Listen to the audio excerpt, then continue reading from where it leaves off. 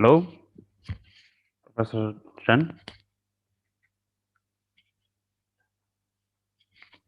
Okay, I'm here. Okay, so I think that we can start. So welcome everyone to the first episode of AGORÀ Talk Learning from China, a series of lectures focused on the contemporary architecture that try to bring the Chinese contemporary architecture closer to us. So let's introduce our first guest, Professor Zhen Chen, professor at Politecnico of Milan and also co-founder of the Rex Architect Studio. So welcome, Professor. Thank you. So shall I start? Sure. Okay.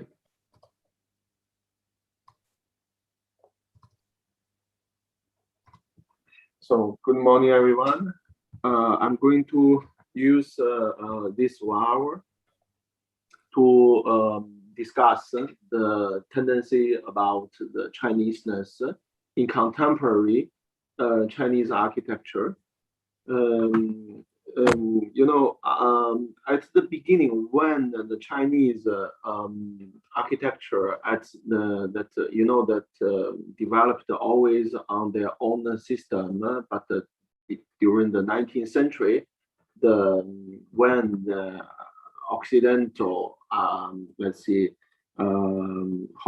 the communications or this kind of history, we all know the history when this Oriental and Occidental architecture meet, and also from the society and from the culture, China has this great debate also on the architectural part.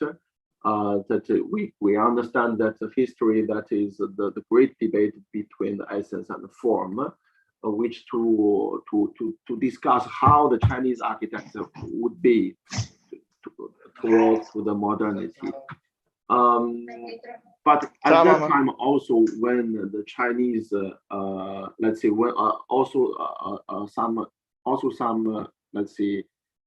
Western architect made some contribution also to, together with Chinese, try to find what should be the new Chinese, the Chinese architecture in this new time, the modern time.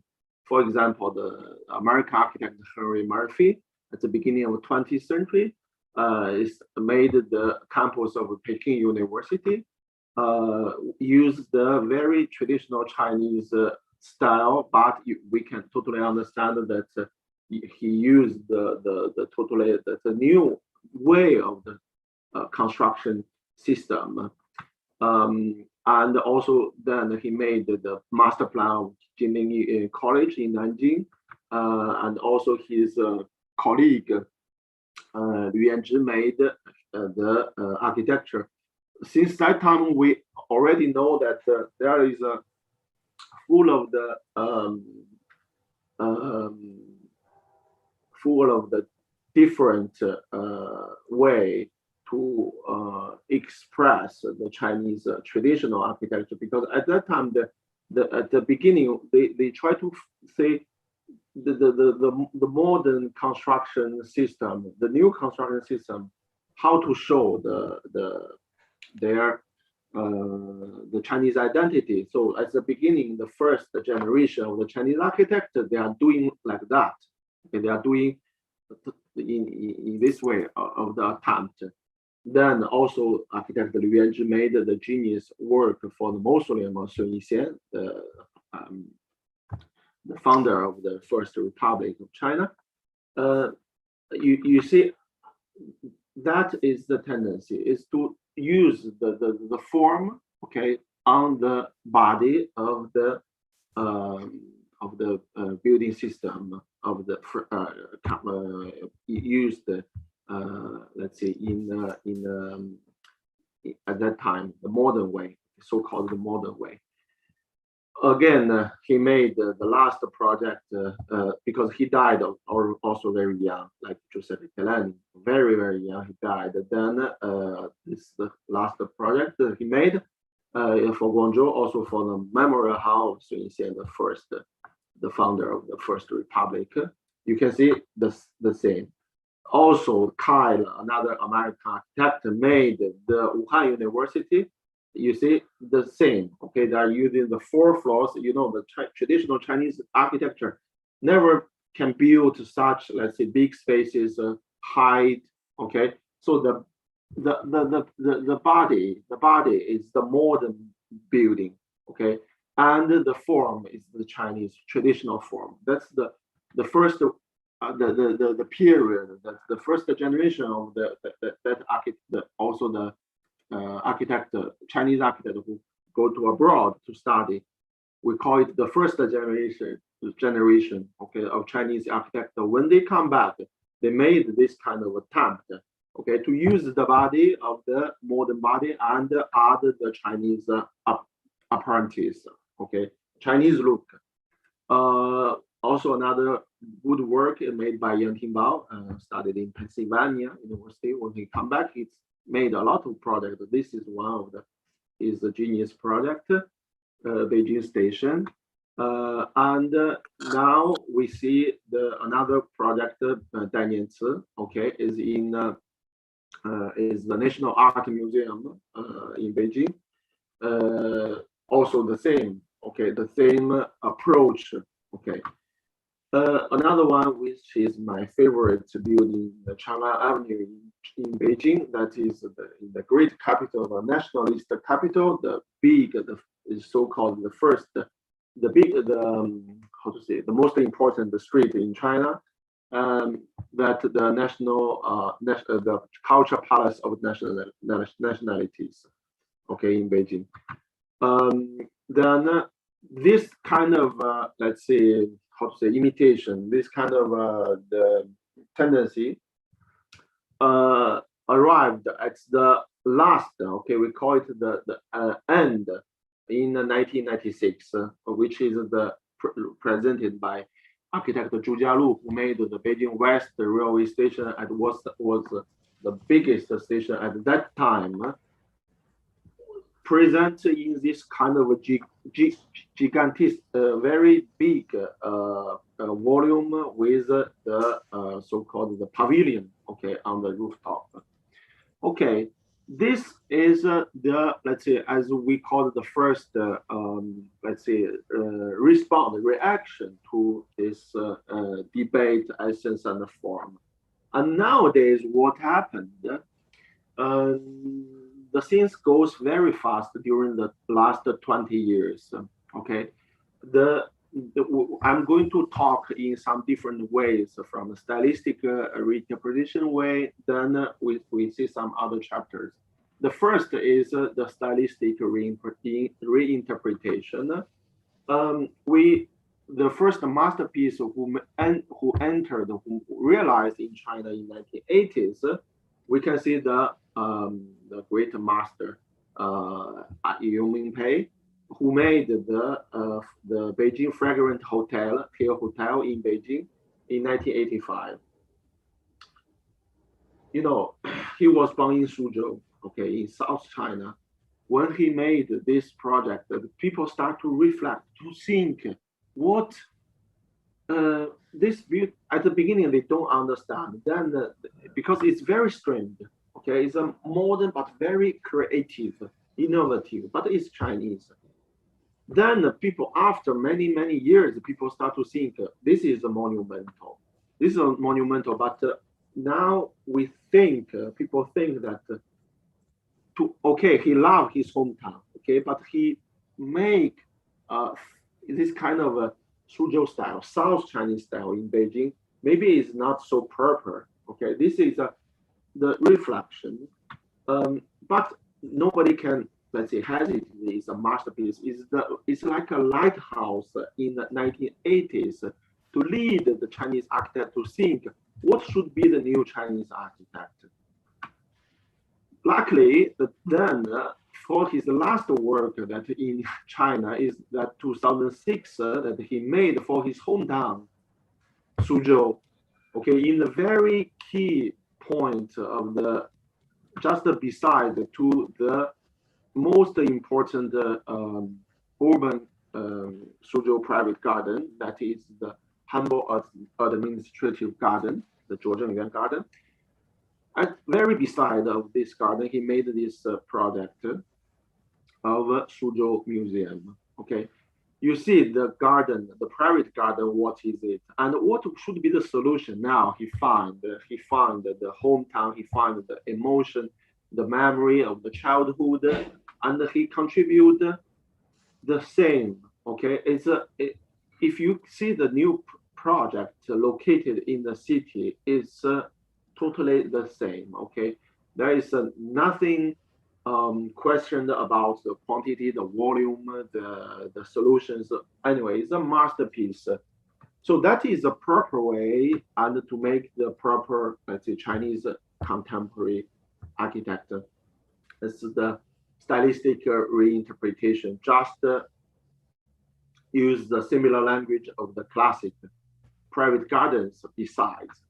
Okay, so that's his attempt, and also this gives encourage the Chinese architect, young architect, to go in this way. Okay, to go in this way.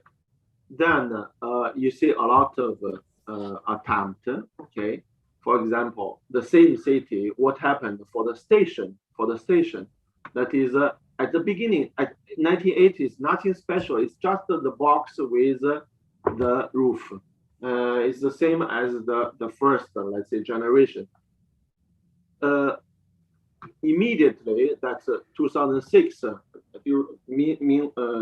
nearly the same time that architect Cui Kai is a institutional architect who worked in the gigantic studio, Chinese state-controlled studio, the national studio. Okay, he made the railway station. Okay, station has this function, is to need the big quantity, big volume, but by using the creative language that which is inspired by the local architecture, reflect the stylistic of the local architecture, he give a good solution to diminish the effect, the big effect of the roof, and eventually gives a project maintain the functions, maintain the capacity, the quantities, but has a very let's say iconic and in another way in this quantity, but also maintain the humble. Okay, the humble way to respect the beauty of the city. And we found also some similarity, which is when Johan Wucong made some sketches for the Chinese architect, he realized that this platform with the floating roofs. Okay, so the big roof is the identity of the traditional Chinese architect. Also, we found this kind of let's see, this very interesting let's see, the relation. Another project made by him, that is the Lhasa station, you can see is also a stylistic reinterpretation for the Tibetan traditional architecture. I put here the station, here the traditional Tibetan architecture. You see, it's new. Okay, it's the new, but very respectful for the local, for the style. Okay, then here's another project, which is the Beichuan Culture Center. You see, the local, that is this is the Qiang dynasty, Qiang ethnic village. It's the Sichuan Milano. Okay, it's very identified by its family houses, especially with the towers. And he tried to create the new culture center as the same as to salute to this idea of the Qiang culture, ethnic architecture. So that's you see the normal buildings around in this new architect, but he creates this to give this collective memory of the local, of the style. You see also the towers is very quite independent element. I want to also mention another project. It's very strange project, but very interesting project that he made also in the South Africa, the China embassy. It's not so clear if you say it's a Chinese thing. But I would consider that also he try to combine a little bit the South Africa let's say element or atmosphere. It's something you can see in the between. Meanwhile, he want to reflect it's something not totally there, okay, but somehow also has some let's say African vernacular issues. So I think it's a good solution also for embassy because they need to reflect also some Chinese characters, of course, also with the respect to the local to the host country. Then another issue, another project I want to say from the masterpiece of the Chen project for the Zhejiang Art Museum. You can see this beautiful landscape in the lake, around the lake, in the beautiful city of Hangzhou, with the sketch and the realization is more or less the same. Of course, he used a lot of the philosophies, but the most important for him in that beautiful area is the image.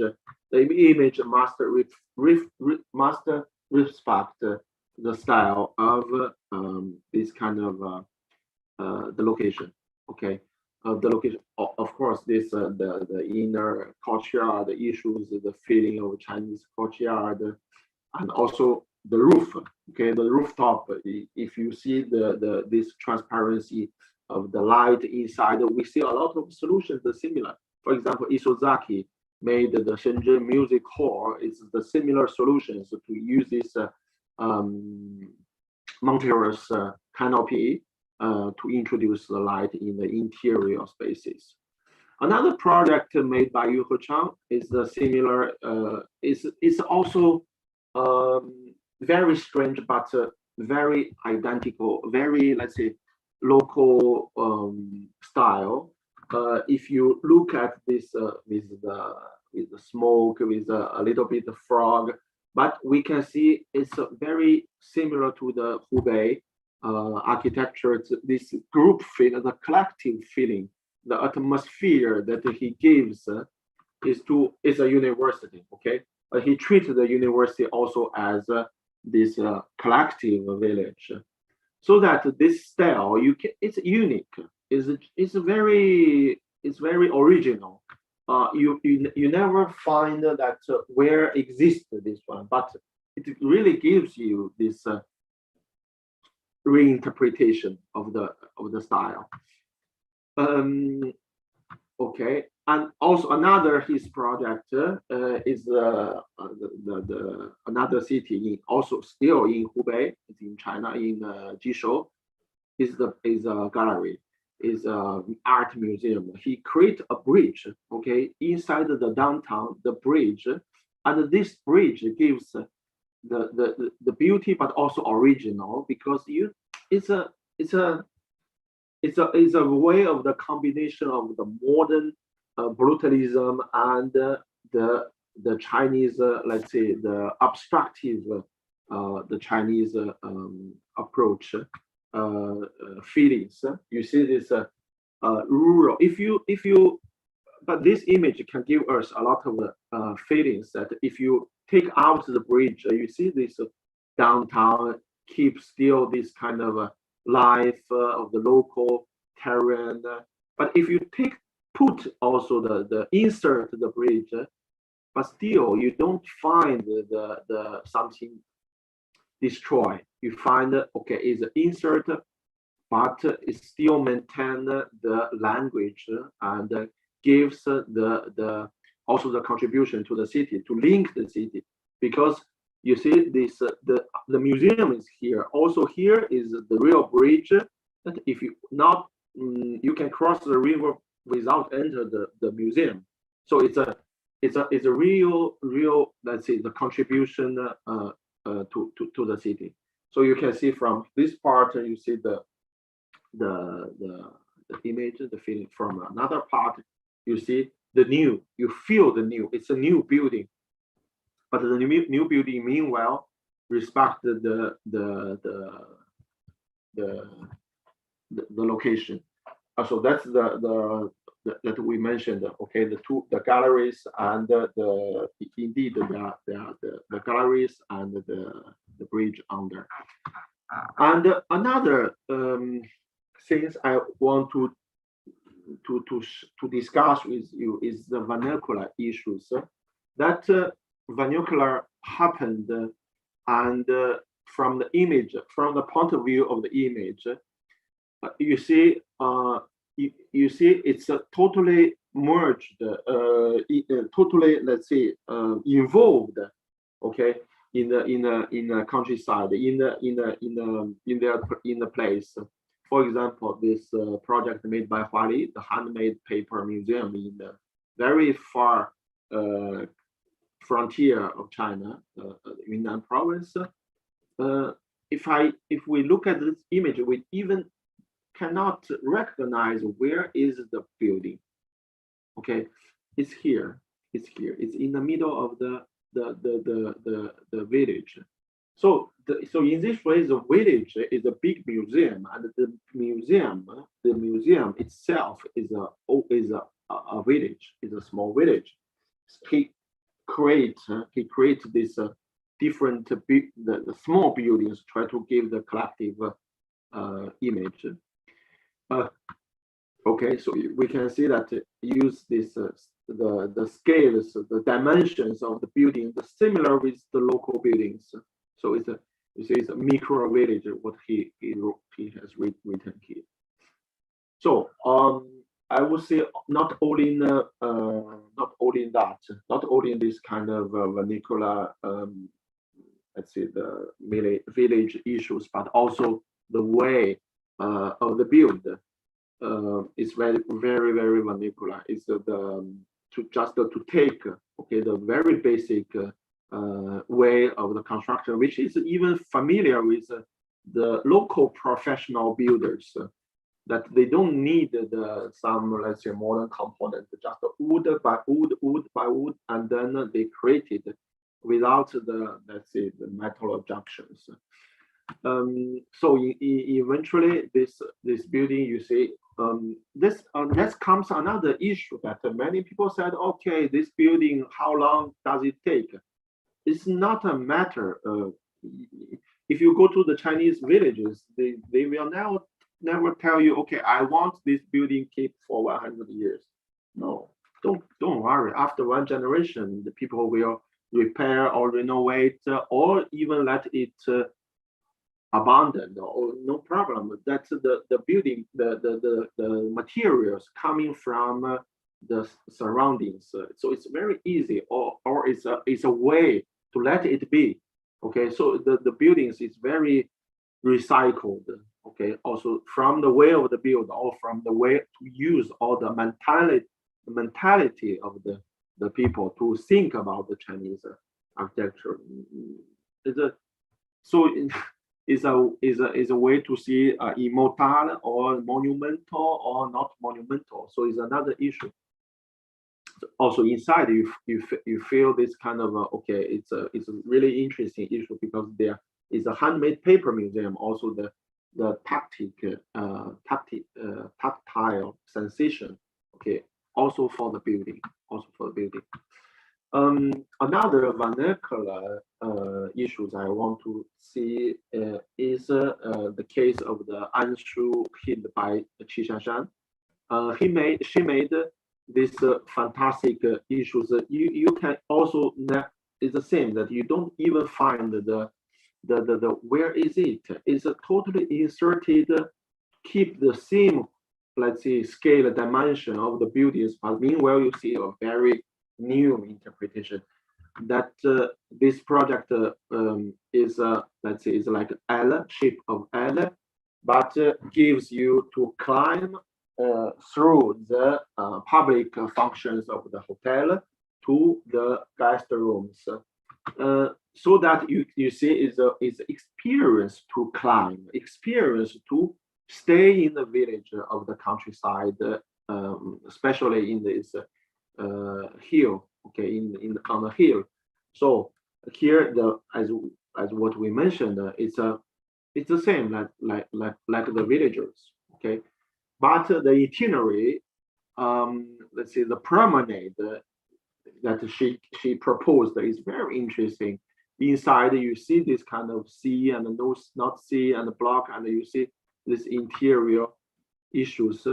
That is a restaurant, okay, for the morning breakfast, for the lunch, and meanwhile you also get the fantastic view. You can see the guest rooms, okay, it's deliberately designed for the view, for the landscape, so that you find also the terrace, you find also the interior.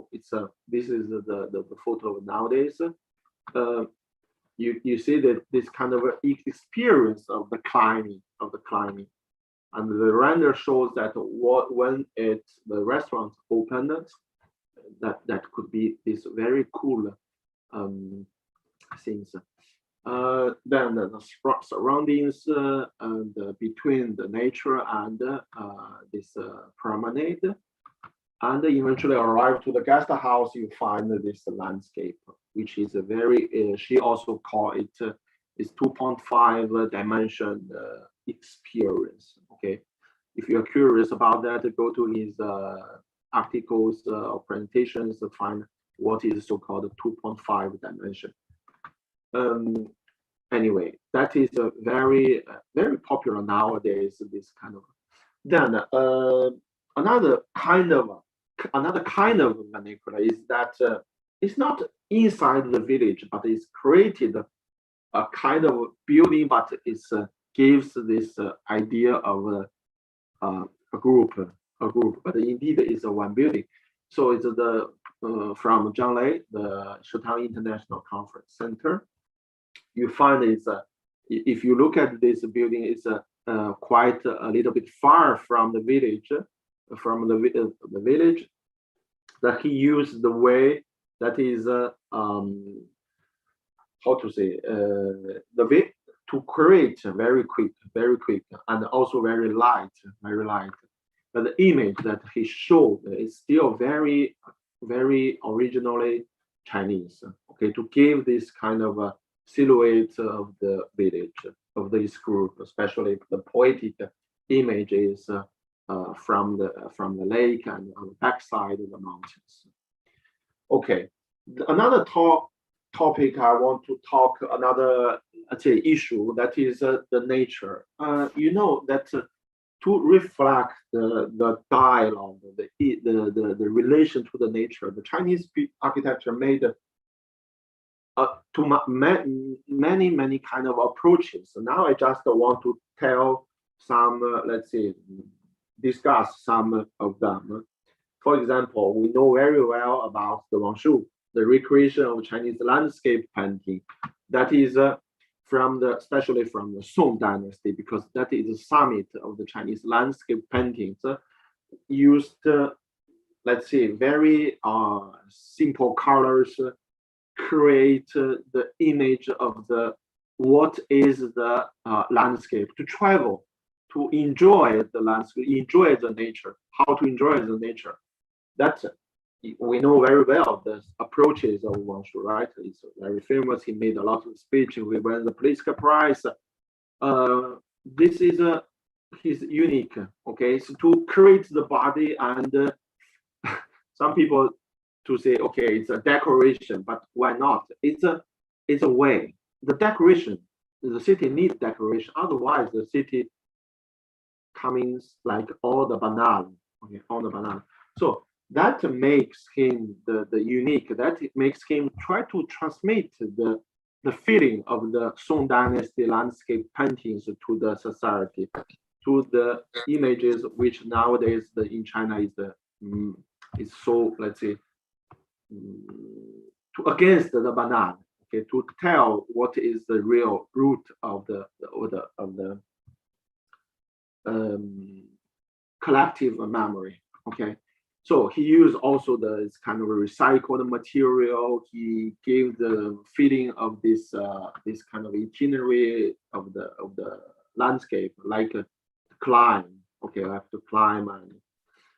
And another his famous project, of course, we know very well about the Xiangshan campus. It's the same, coming from also the Minfu famous hill to create this itinerary and the rooftop. The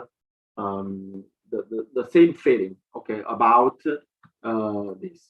Of course, this one we know very well about this classroom of the Xiangshan campus. This 10,000 li, the Southern Li River and the mountains. So we find it's records. Okay, it's the way that he trying to approach. Okay, this is the way. Another is his new realized project is the Fuchun Mountain Museum. You see, it's close to the hill, to the Fuchun hill and the mountain, the river. But you see also the banal urban construction, commercial construction.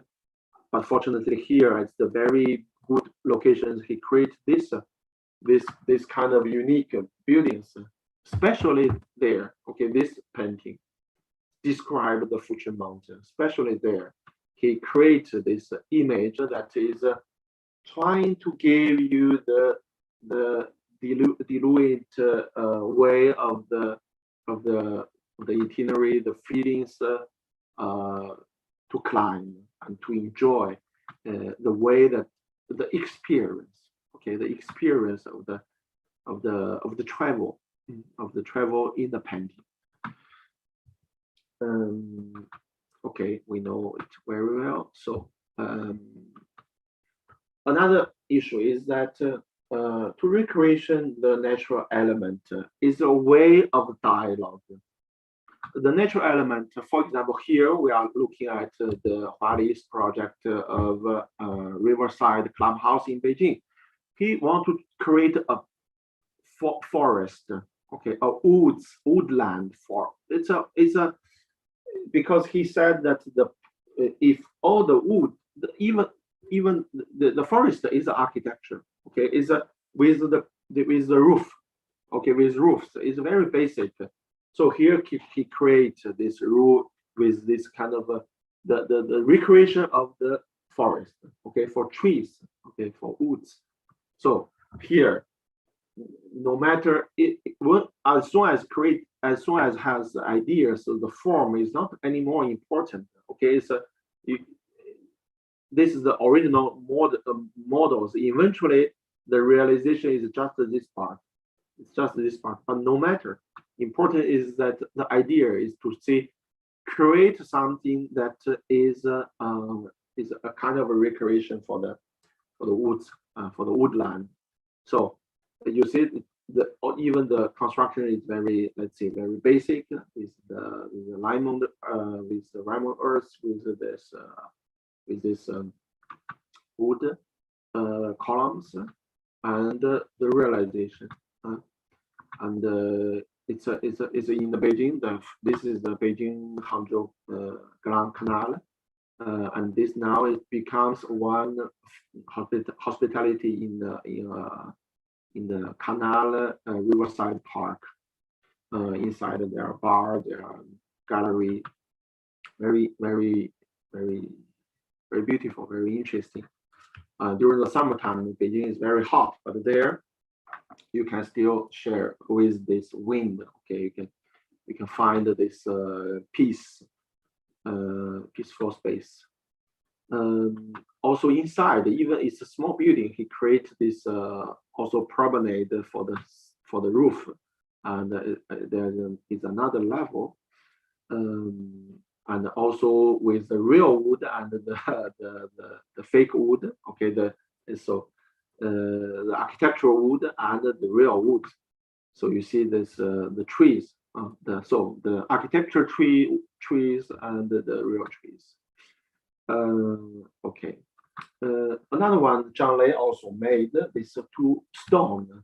Okay, this Relation Museum Hotel in Nanjing. He made this kind of stone recreation. For the natural element is that he tried to give this. It's for hot spring, okay, for hot spring hotel, but still you see the surroundings, the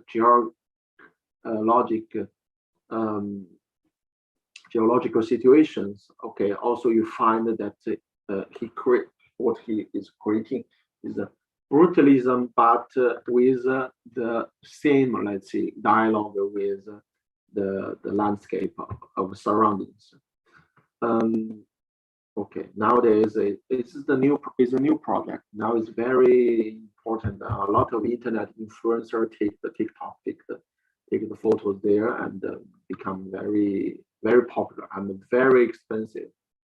Then Zhang Lei made a speech for our course in Politecnico this year, and one of the students asked, "Do you think this could be in the future to make some other usage if the hotel cannot, let's see, if the hotel cannot operate the manager well?" But the question is that the student, they don't know that the situation now, this kind of hotel, they sell very successful, very expensive also. Well, this kind of experience with the nature element. Okay, so another project also the Dongong for another kind of the nature is the castle issue that we are integrating. Okay, integrating this kind of important and famous landscape of this. All the hills are hollow; they all empty inside. Okay, this kind of job, this kind of the nature element inside. There are a lot of hills, and inside also very beautiful. But his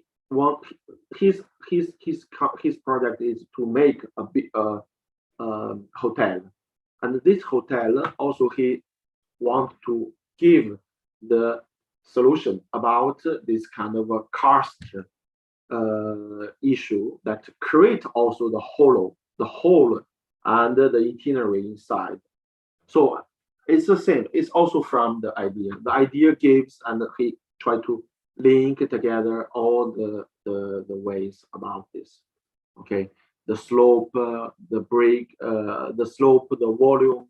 Okay, to create. That is also the imitation reinterpretation about the element of the local, of the cast terrain. Okay, and also he invent also this kind of system because there is a tropical area. There's no need for that. There is no winter, so this kind of corridors can exist for all the seasons. So he invented this kind of corridors buffer.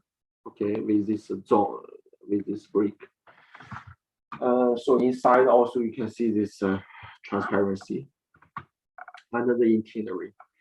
For the reserve conservation of the wood fabric, he still also maintains some part, and also for the firefighting, the use of the water, also for swimming pool. Okay, another one is also a new project made by Li Hu is the Chapel of Sound in Chengde. It's a very cool. You see here he create also the same stone of this valley, which is the Great Wall. The Great Wall is there. He created a very natural and rustic concert hall. Okay, it's not concert hall. It's the chapel of the sun. So it's a kind of a, it's artificial building, but he want to create as much as possible the to respect and to meet the nature. Okay, this is a render. The render. You can see this original idea is to make it as maintain as much as possible the feeling of the stone, and still and now when it's recently realized that you see the effect, the inside is this kind of a very rough sidewalk, and inside the hall, okay, the hall.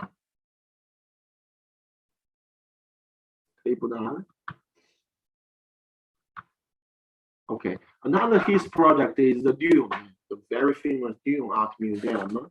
Is to is also for the nature dune, because at the beginning is a dune.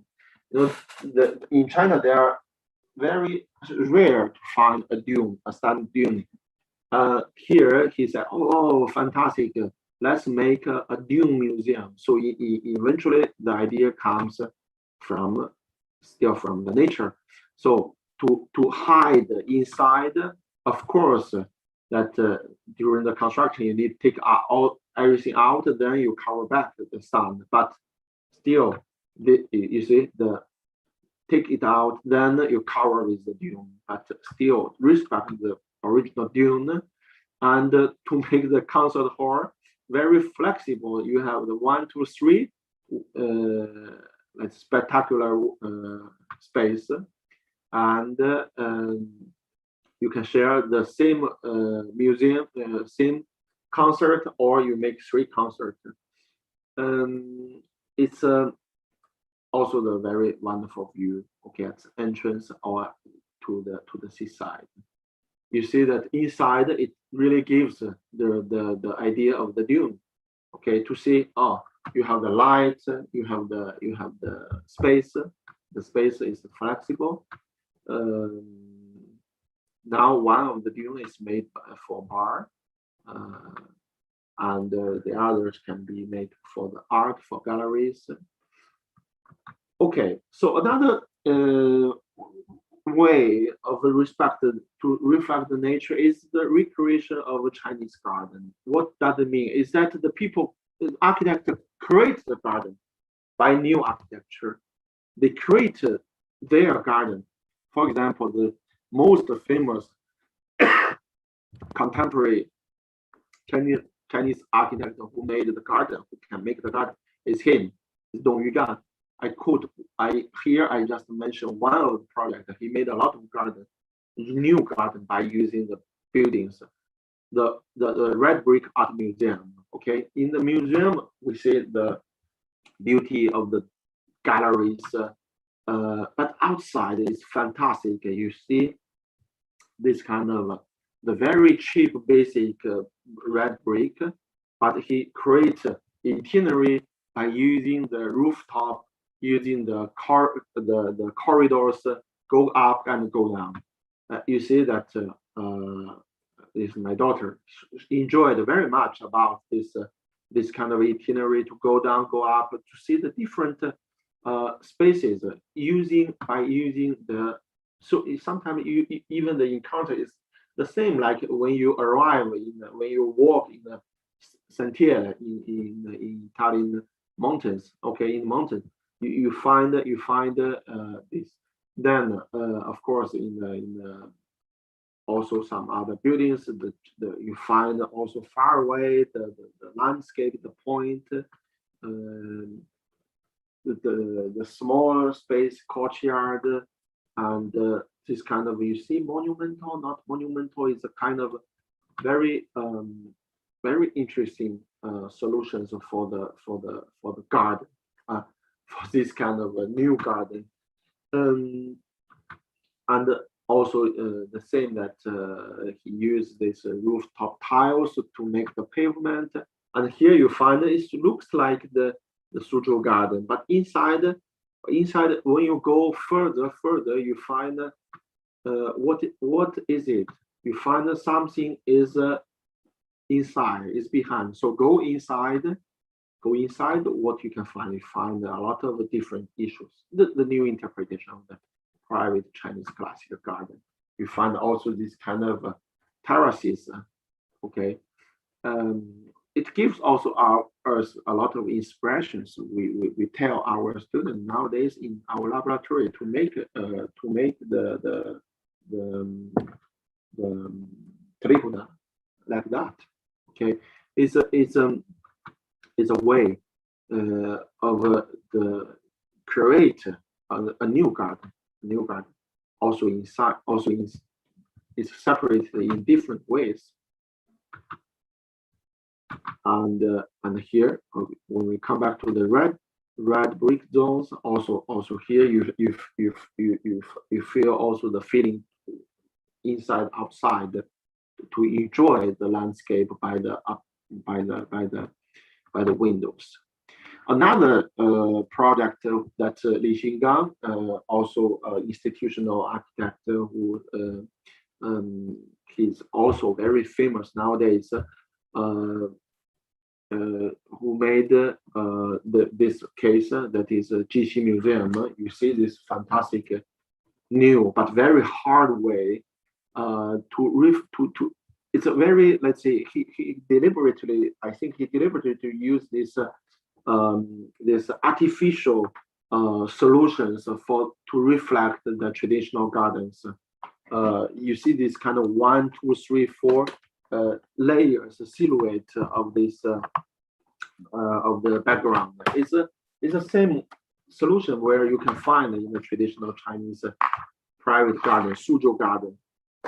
Okay, here you find 1, 2, 3, 4 small courtyard where he adopted the different the similar solutions for the garden, and here also for the entrance, and you see the element.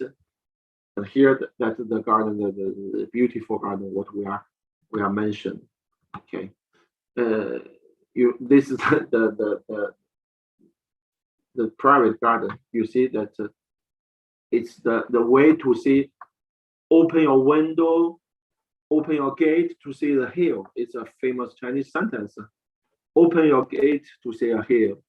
Okay, from also open the gate, see a hill. Open a gate, see a hill. That is create the garden from his way. So that's the part of the nature. Okay, the part of the nature. Okay, also this part. You see this 1, 2, 3 layers to create this experience about the sidewalk. Okay, the sidewalk. Also with this kind of give the very narrow path to create the garden with. Okay, another issue I want to share is the courtyard issues. You know that the basic element of Chinese architecture is based on the courtyard. That is, for all the courtyard is full of the city. Is so-called the entity of the entity of the house and entity between the home and the country. So because all the buildings are made by courtyard: temple, palace, house, garden, residence, school, academy, temples, everything. So even from the forbidden city to the residential houses, but the courtyard still must be respected, and in this way, there are a lot of approaches, a lot of cases appeared. For example, the 1990s, the masterpiece by Wu Yangyu, who made the vertical courtyard at the beginning, is the Juya Huton. That is very famous. Okay, it's 4 floors, 3, 4 floors building in the very ancient city of the Beijing. To create the volume, to create the density. Okay, not immediately create this kind of density. Okay, the same density can separate and create this kind of maintain the open fabric of the courtyard buildings. And the Cui Kai made another attempt for maintain the courtyard by the inside by the inside out art zone in Beijing. You see also the courtyard and the 2 floors itinerary of this community, of this art community.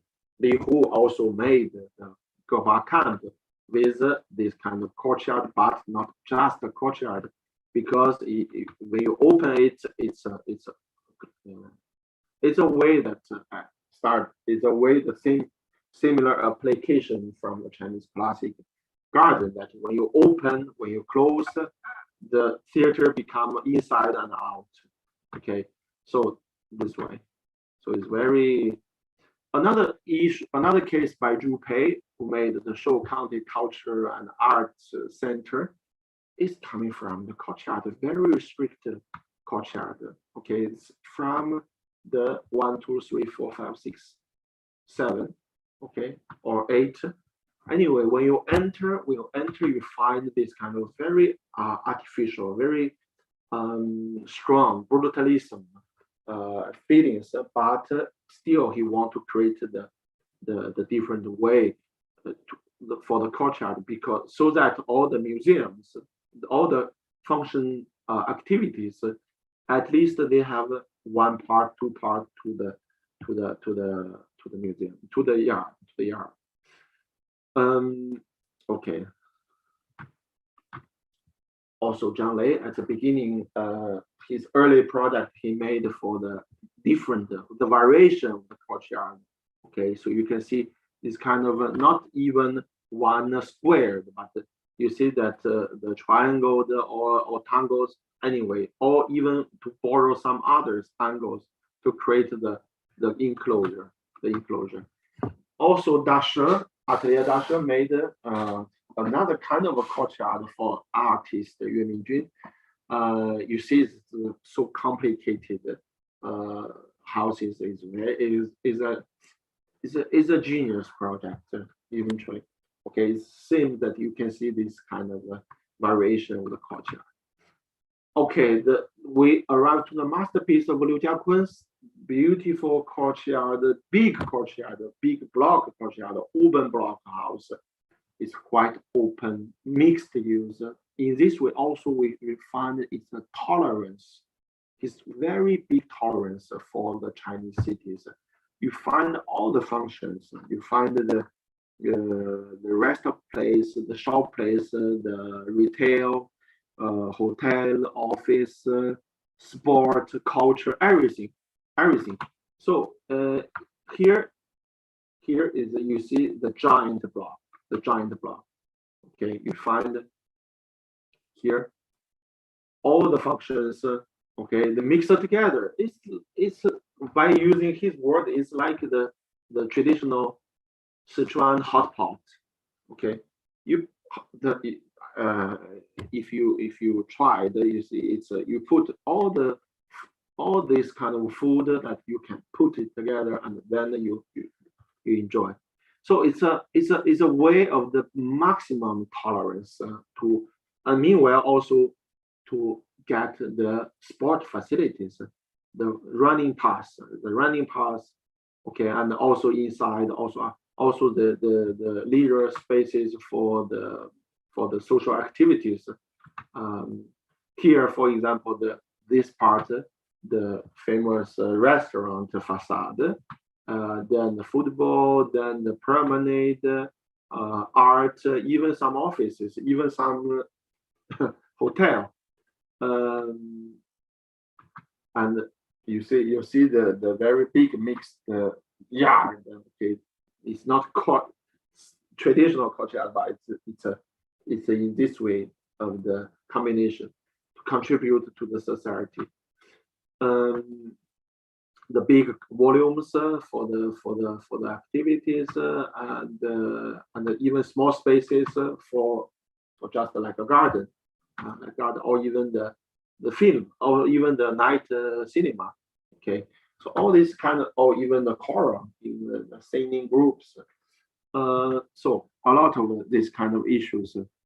The social care. By the way, also the next invitation that we will invite Liu Jiakun in my course of the Politecnico.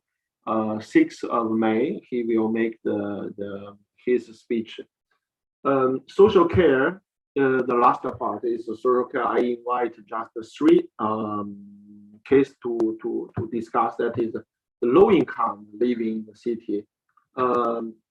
By Urbanus, who made the Urban to Law Collective House in 2008, which is a fantastic work to show that the Hakka people, the hospital, the guest, Hakka is the guest. It means guest people who live in the countryside. That they also create this kind of a guest house. In the so-called the expansion of the urban expansion, where these people live. Okay, they live in a very low quality. So here the together with the real estate developer, they created this house to give the rent, very low rent, to the low income person. Also by this way, they feel very safe. Even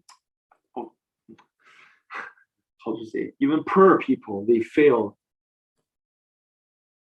I need to protect my house. I'm even, indeed, maybe they're in their house, there are not so many cash money or jewelry, but they need much the sense of the safe, much more than the people who live here.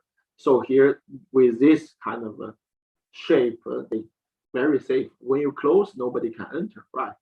And also this kind of high, really, it's very high density house.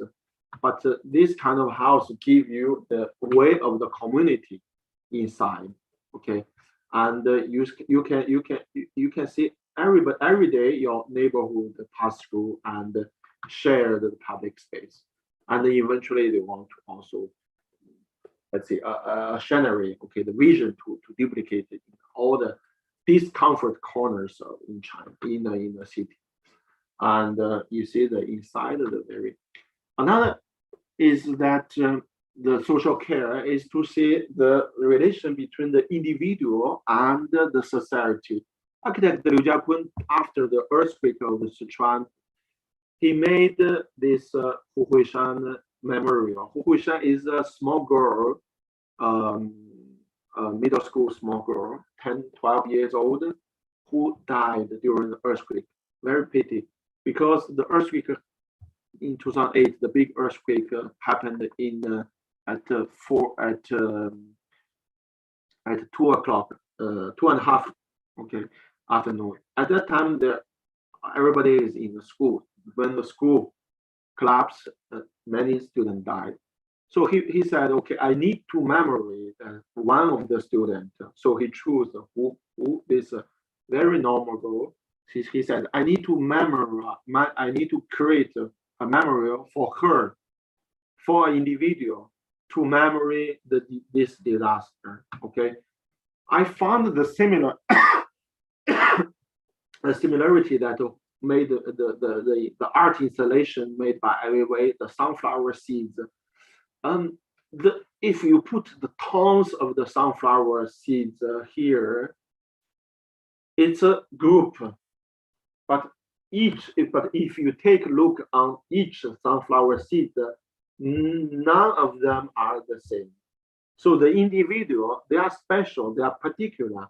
Okay, so that's the relation between individual and the society, the group, the people in Chinese words is very a way of society, a way of the whole. Okay, so in this way, that I think is a very important. That's it, the individual value.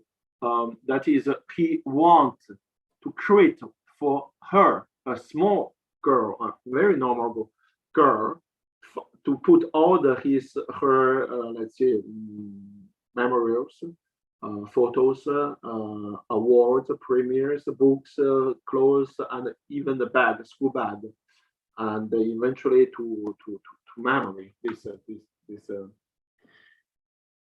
earthquake disaster.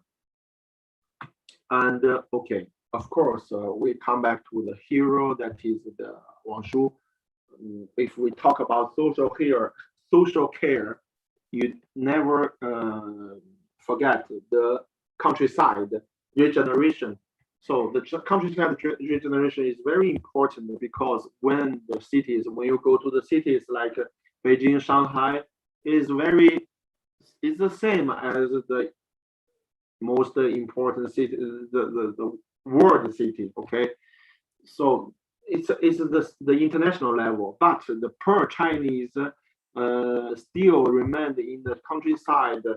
Uh, what to do? Okay, it's this kind of the movement to save the countryside. Also, by the way, after during this kind of rapid urbanization, a lot of people, young people, most of the young people go to the city to work, live, abandon the countryside. How to revitalize the countryside, to attract the citizens to go to have the agritourism, okay, to go back to there to. So in this way is a little bit like in Italy, okay, you go to the mountain, you go to the countryside village, okay, to take your vacation. That's the issue. So he said, okay, let's do this experiment. He did this work for Fuyang in Zhejiang, and he started to make this group, and eventually the others, they asked him, you see the normal houses there, you are not going to there, okay, to take your vacation because it's too banal. But this kind of solutions is very interesting. You go there, nobody is the same, and you enjoy your weekend. Okay, so in this way, he did this kind of attempt to make the of course still in Guangzhou's way. Okay, this kind of a material cycle, this kind of interpretation of this by his language from the landscape paintings. Okay. I think that's all for today. I hope not to exceed too much or take 1 hour. So many thanks. Thanks to you, Professor. And also thank you for introducing us to this Chinese contemporary architecture.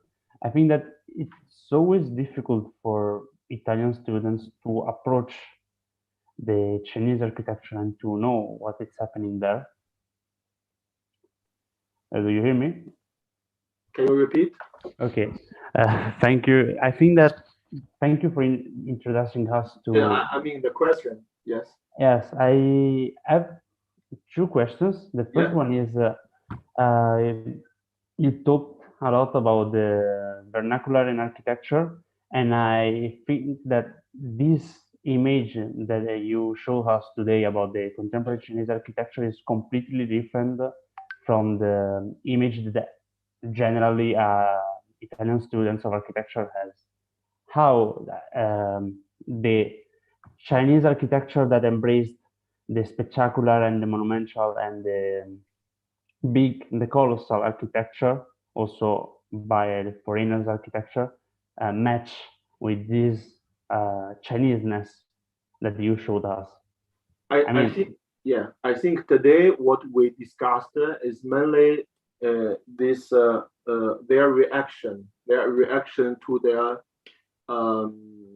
to the attempt about this the first generations, because the first generations is just a kind of with a modern body, then this kind of a soul decoration. But even we see even Wang Shu's solution, we call it this kind of a decoration, but even the kind of a decoration for the city is the same. But now what they are trying to use is that you see a lot of architects, Chinese architects, they are using the different languages. For example, He Chang, Hua Li, Zhang Lei, Wang Shu, Liu Jiakun, they used a totally different language. Some they cared a lot about form. Some they cared the space. Some they cared about the idea. Okay, to the nature, to some part.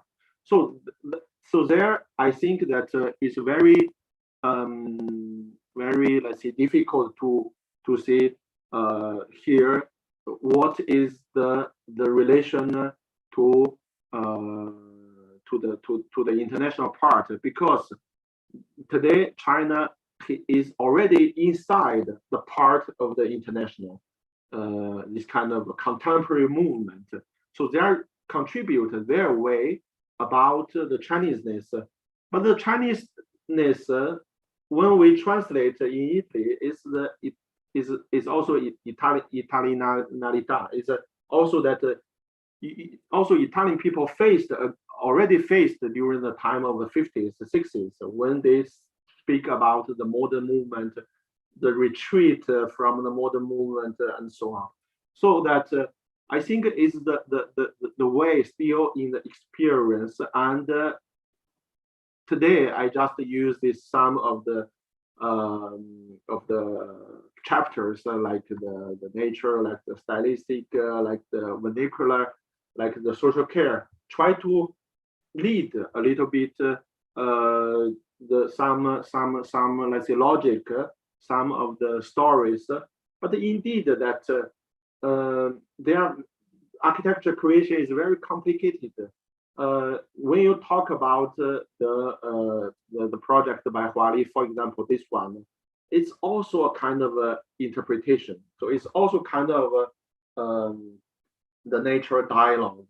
So it's not just an imitation about the trees. Okay, so I think now they have the many different values to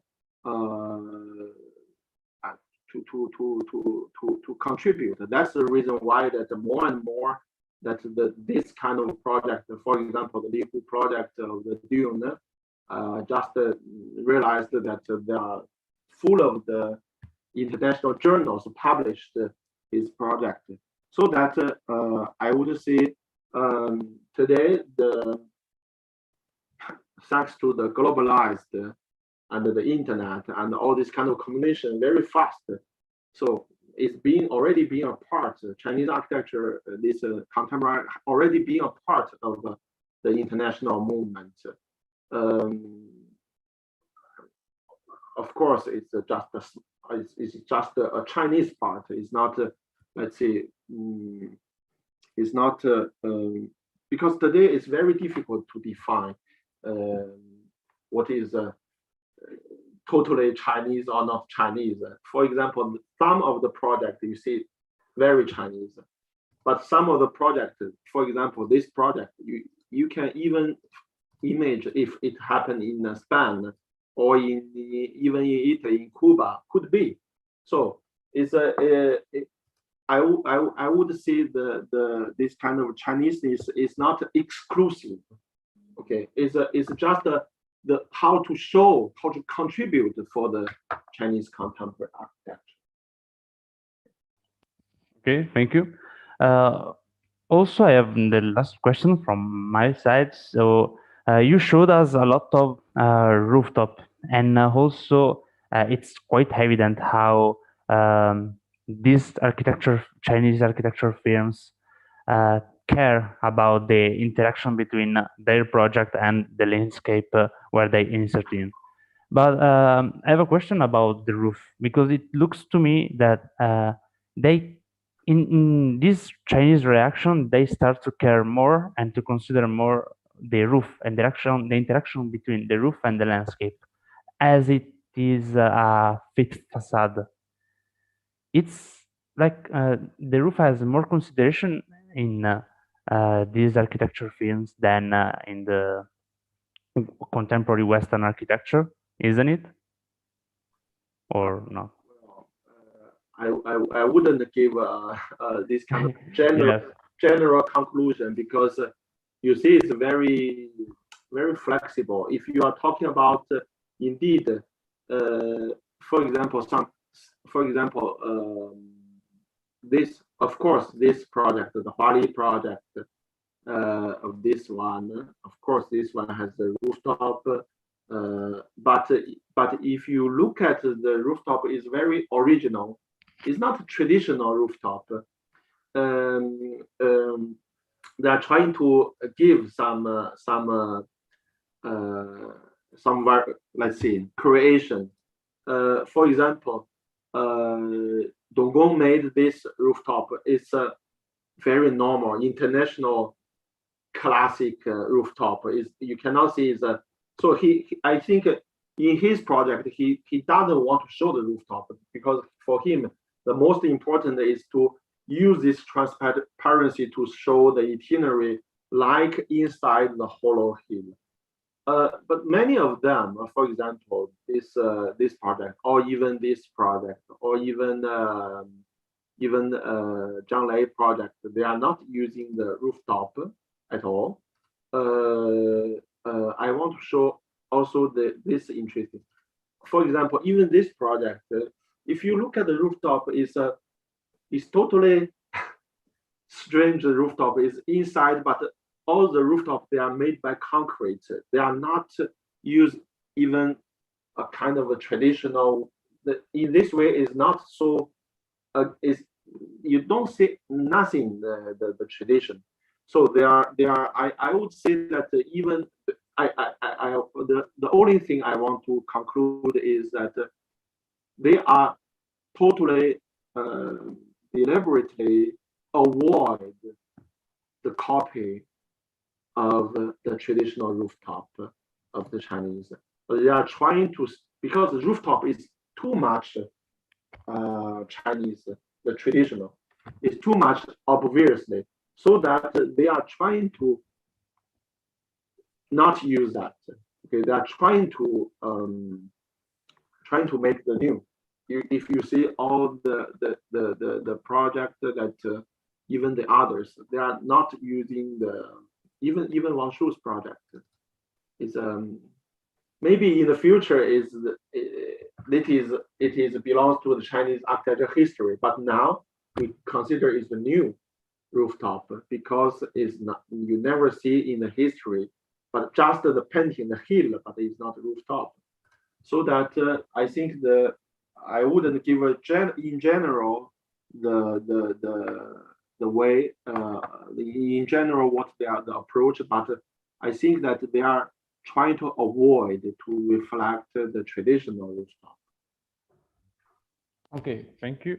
I think that is the question answers time for us now. So are there some questions to hold the attendance?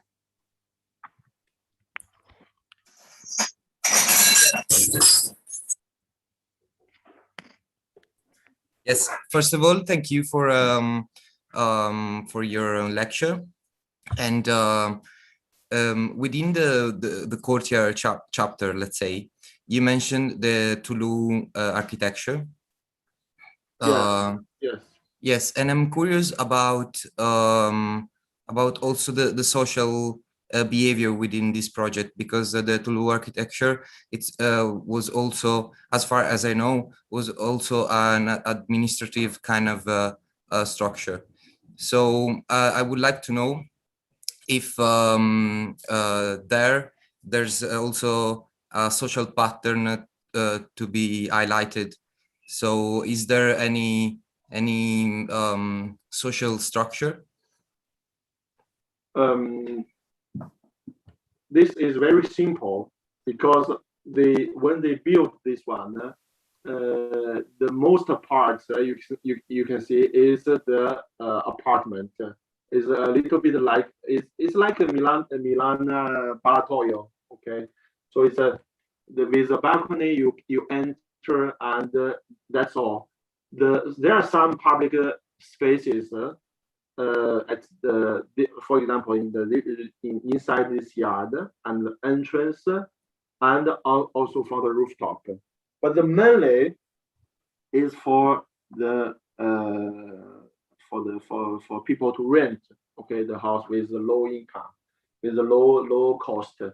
For the usually Toulouse usually inside the Toulouse, for example, this part is the ancestor hall that people use them to pray because they belong to the big family ancestors. So they have this ancestor hall.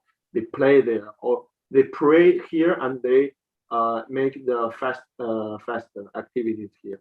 But inside this one, of course, there is not anymore in this function because all they are belongs to the different families. It's just the rent here. So I think here we cannot ask more to make even some social, let's say, link. Maybe they have some, the local people, they have too much work to do, and for them is already how to say improved a lot the living conditions for them. I hope they autonomously they made something. I hope, but I'm not sure in the detail for this kind of social structure there in this small society.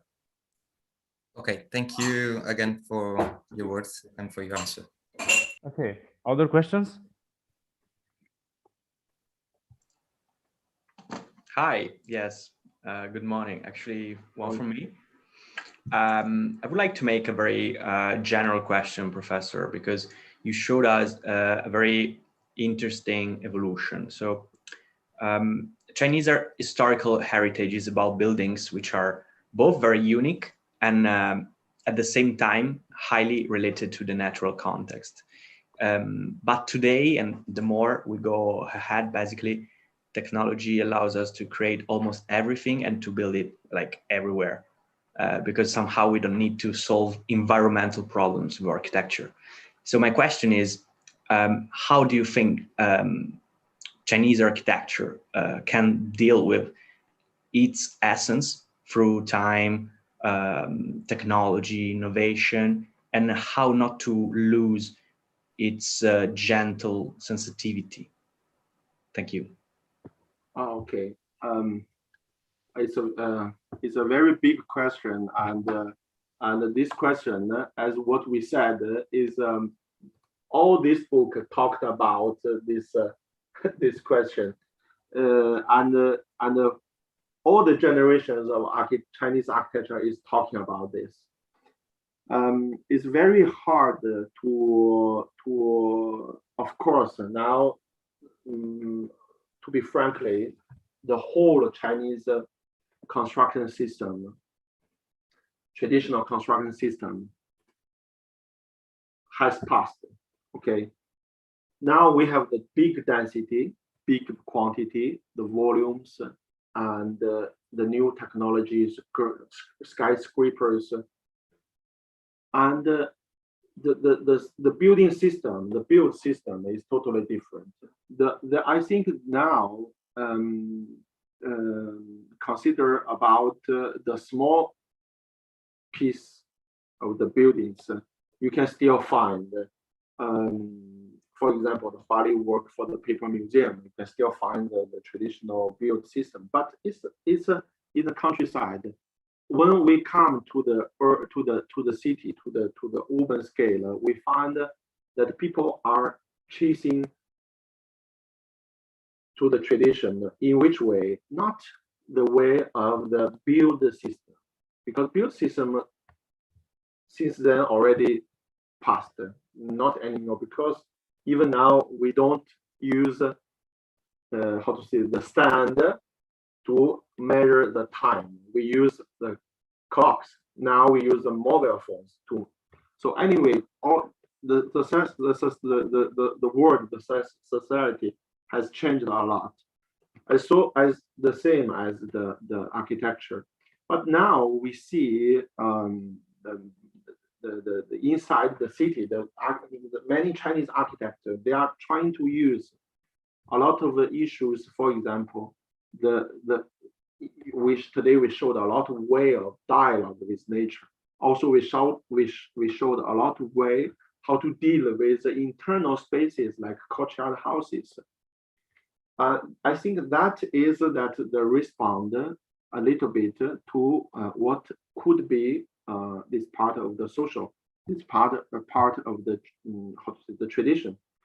For the other part, they are still using the let's see, for example, even Wang Shu or even some others, even nowadays, also me with my students, we are making some thesis for students. We are trying to make the vertical courtyard, okay, also so it's all the attempt trying to find no matter about the movement of the update of the construction build system, but what is the something related to the real need, the real essence of the Chinese. Maybe some essence is not just the Chinese. I'm telling today the essence is not maybe not just the Chinese. I'm saying the essence is not exclusively Chinese. Okay, the architecture is something for the human being. Is some requirement is the basic, even for Italy, even for South Africa, is the same. So today we are trying to you see is the recent 20 years that they are making a lot. Today we are talking about maybe 15, 10 architects. Indeed, there are more than 100. They are doing their attempt, trying to work, trying to satisfy the client, meanwhile satisfy the society, and try to reflect a little bit their philosophies, which is, of course, everybody, this is the dream of all the architects, okay, is trying to leave something can be discussed to the society, to Chinese. Okay. Thank you very much also for your lecture. Thank you. Thank you. Okay. Other questions?